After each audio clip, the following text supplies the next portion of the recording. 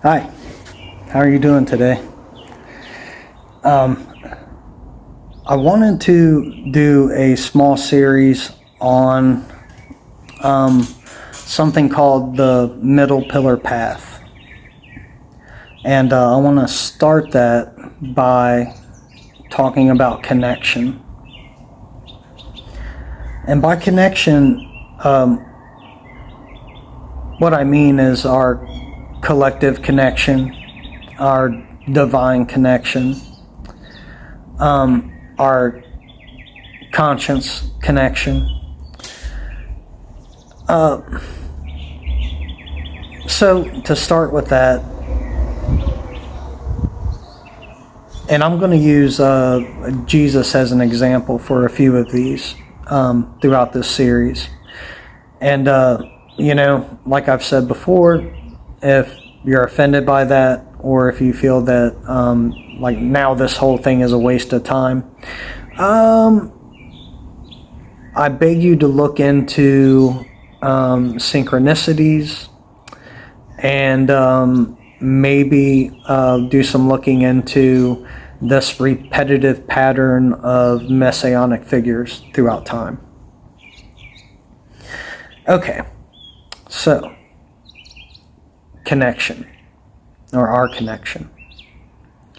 Now, why this is so important is because in order to even start this middle pillar path, you have to acknowledge this divine connection in between us all and all things. So, Jesus said, "Knock, and it shall be open. Seek, and you will find."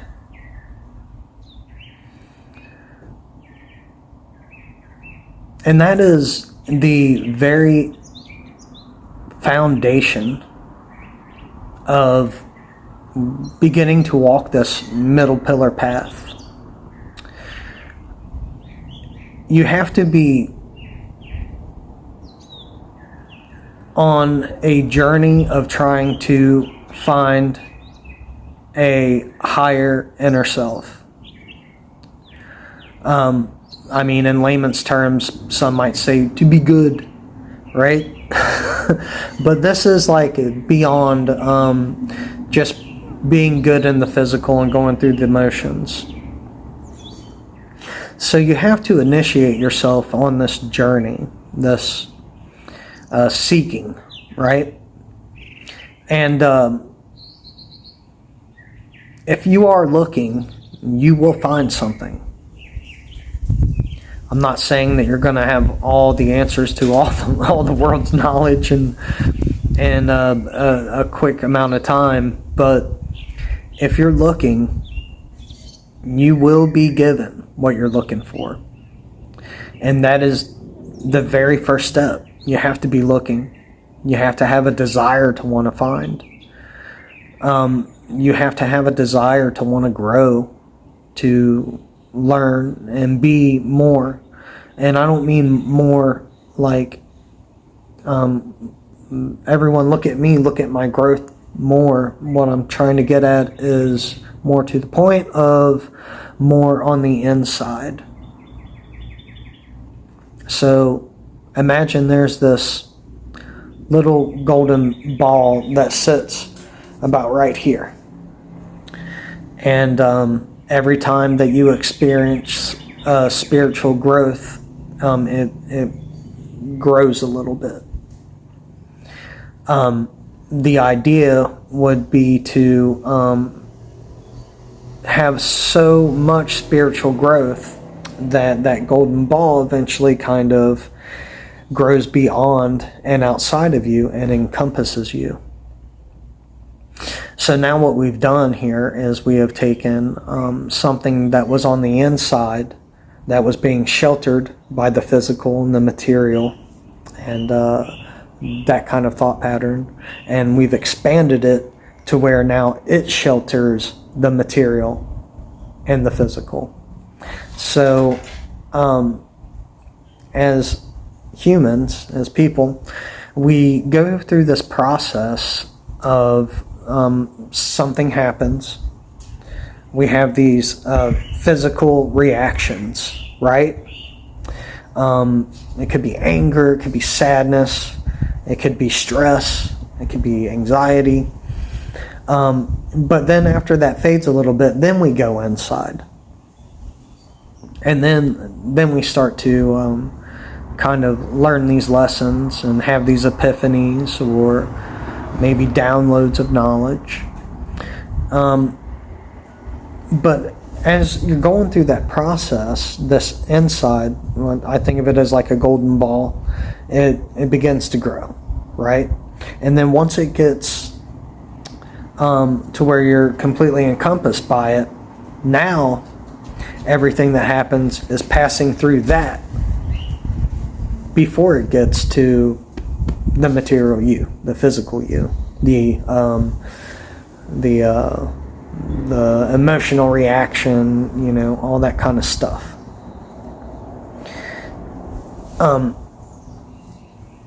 That's the goal, right? And obtaining knowledge. So, seek and ye shall find, knock and it shall be opened. Start looking. Start looking. Start thinking. Start going within.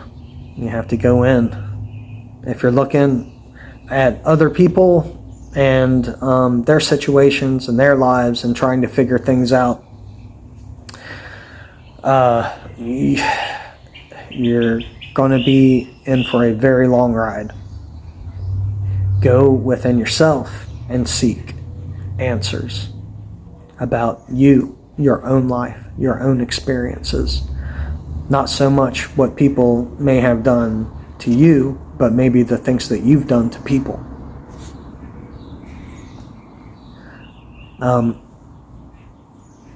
Maybe some of your behaviors, maybe some of your inner thoughts.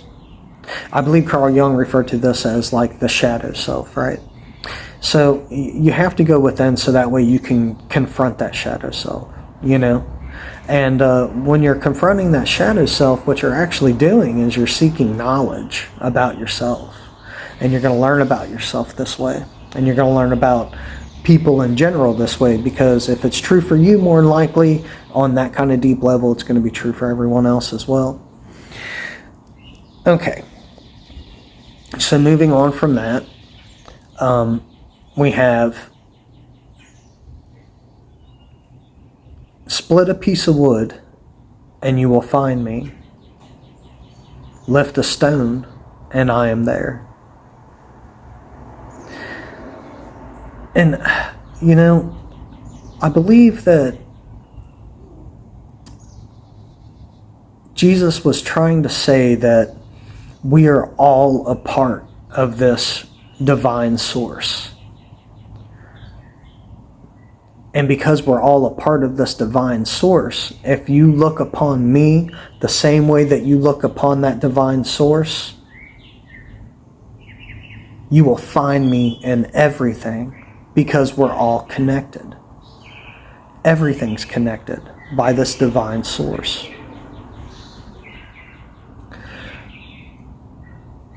So, if you split a piece of wood, I'm there. And if you lift a stone, you will find me. Think about that for a moment. Really think about it. Let go of reality and focus in on the actuality of what that statement is trying to demonstrate.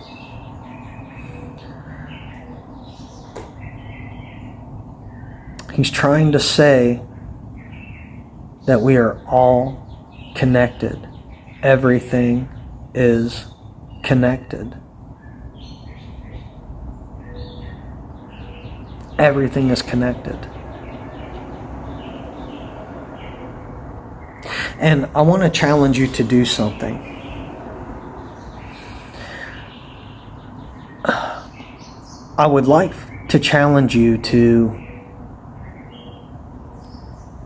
look upon things in the outside world, maybe go for a walk and find something to focus in on. And if you can, preferably not something like man-made, maybe something more natural, and study it for a moment. And I want you to try to find the beauty in whatever it is that you're looking at.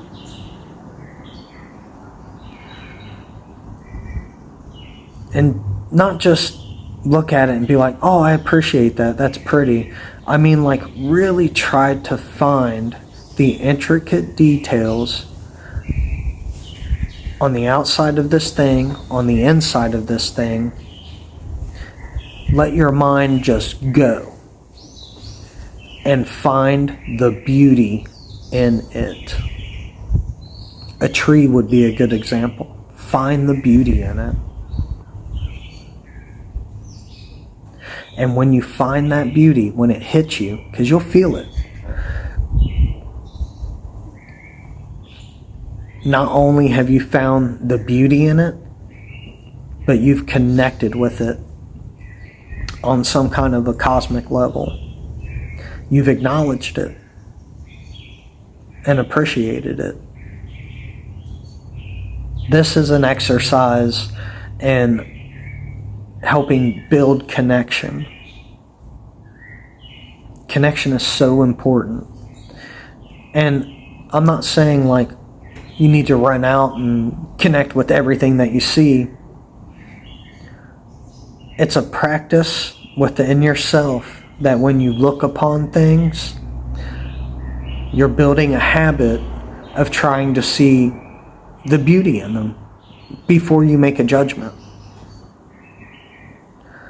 This exercise, if you practice it enough, you're going to find a lot of connection. A lot of connection. And from nature to animals, and eventually with people. And it's very rewarding. So, to begin this middle pillar path, start looking for the beauty in things. And you can find beauty in sad situations as well. Start looking for the beauty in things.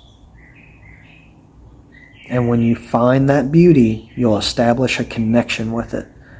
And if it's a thing, and if it's a situation, the circumstances, the people, you'll start building this acknowledgement of connection, beauty, gratitude, and empathy.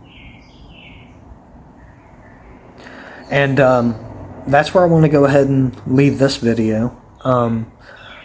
We'll get started on the pillars in the next video.